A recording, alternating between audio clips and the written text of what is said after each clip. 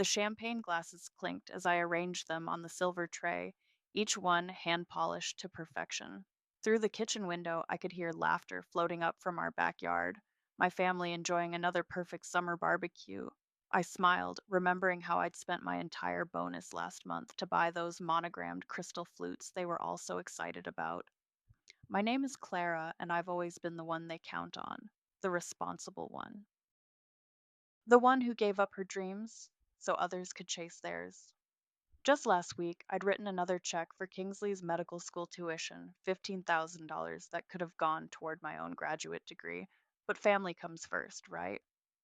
Need help with those glasses, sweetheart? Owen appeared behind me, wrapping his arms around my waist. My fiancé, always so thoughtful. I've got it, I said, kissing his cheek.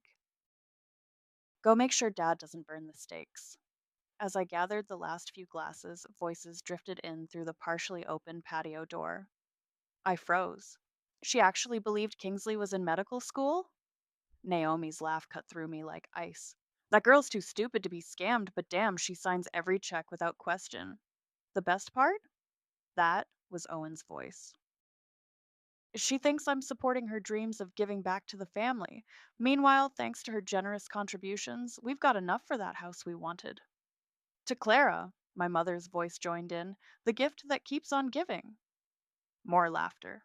My hands trembled, but I didn't drop a single glass. Instead, I set them down carefully, grabbed my car keys, and walked out the front door. No tears, no screams, just a smile forming on my lips as I remembered every document I'd ever signed. They used my hands to build their house of lies. They forgot these same hands could tear it all down. You're telling me every single tuition payment went through your account?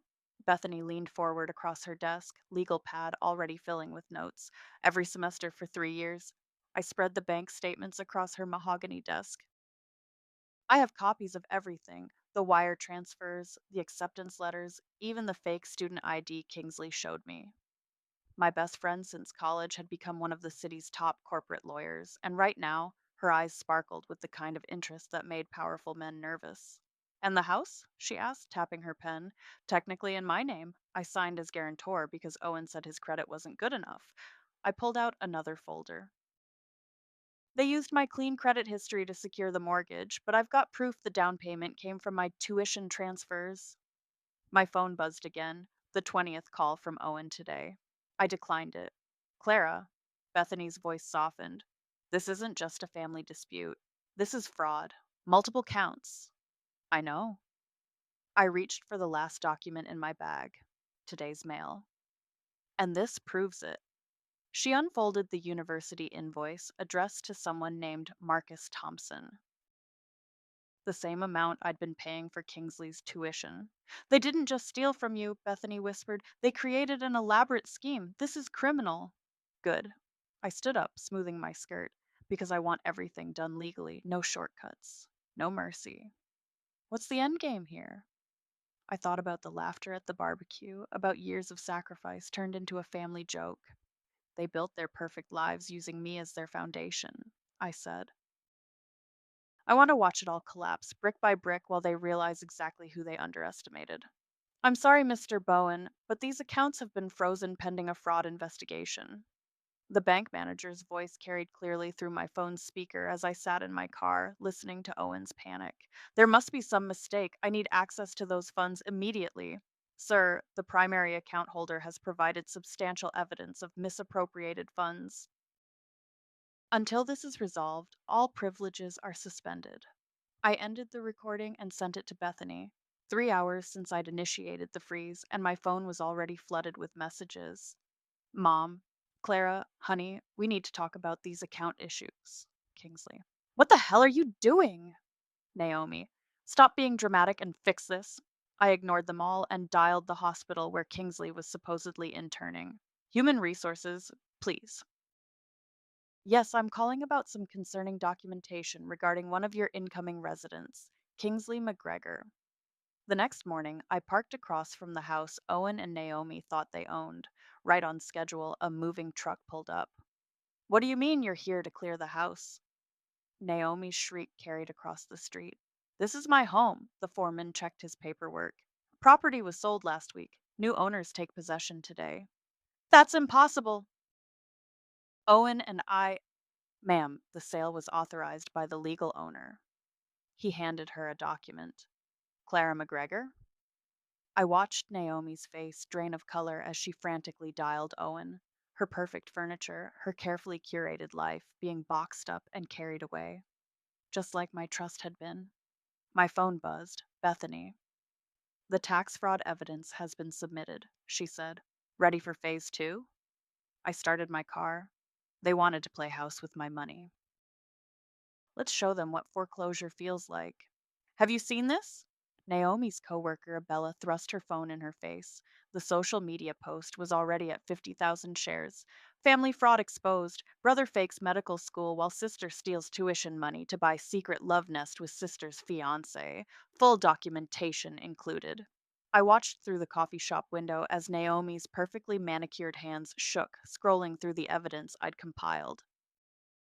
Bank statements, forged documents, recorded conversations, all posted anonymously. My phone pinged with a message from Bella. OMG, she's being called into HR right now. Marketing director can't have this kind of scandal. I sipped my latte and opened my email. Right on cue, an eviction notice confirmation for my parents' address. They'd used my business credentials for illegal gambling debts, and now the IRS was very interested in their creative accounting. Clara, please. Owen's voice made me look up. He stood at my table, unshaven, designer suit wrinkled. We can explain everything. I pressed record on my phone. Explain what? How you and my sister laughed about stealing my money? Or how you all watched me work 3 jobs while Kingsley partied instead of attending the medical school I paid for? It wasn't like that. We were going to pay you back. With what? The money you stole from me? I stood up, leaving cash for my coffee.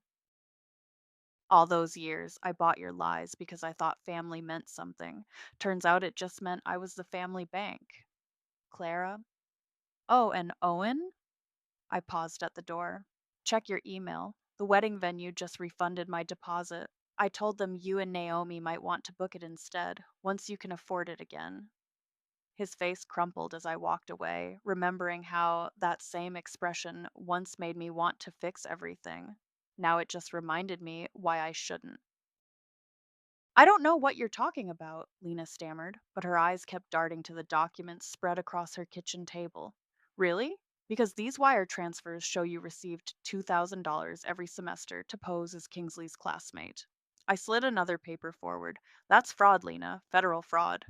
He said it was just a joke, a 3-year joke that cost me over $200,000. I pushed my phone toward her, recording app open. Here's your choice. Tell me everything now, or I let the FBI explain wire fraud charges to you. 20 minutes later, I had her full confession, voice notes, text messages, even photos of Kingsley partying on the days he was supposedly in class.